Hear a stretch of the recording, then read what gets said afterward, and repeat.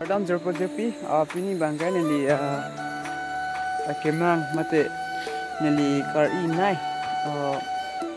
खेती चुकलन मंजिलो 40 तमें ton elo mate non bangke paipu pen jupe dap churane om mate ani om chulong je phansi non bang mangrong lo lasi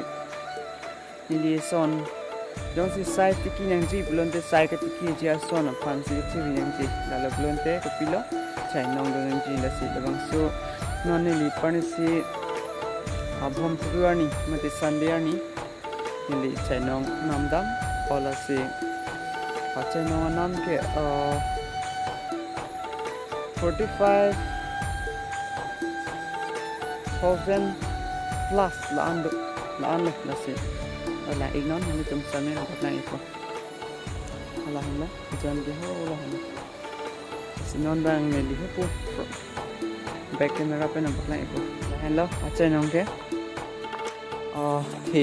big đó nitum phan pai ni pu pen nitum hemi si phan nang pachulong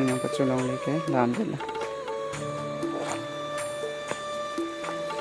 tada idon lok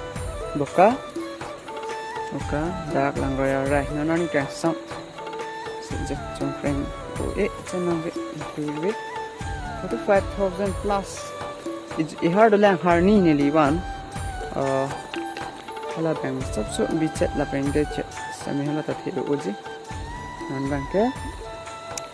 di hen pon po chano jinghon unang ji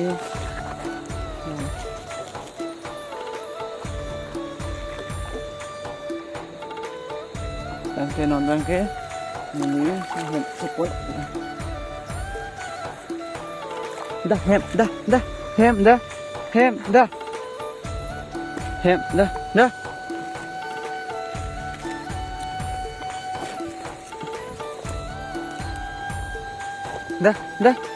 nama to tang te nami tum kado yang stemi nili channel lo video ki upload le je ding o athima line ave amade garen me ave nase hundan bang ke ni charger chen amelo hola battery connection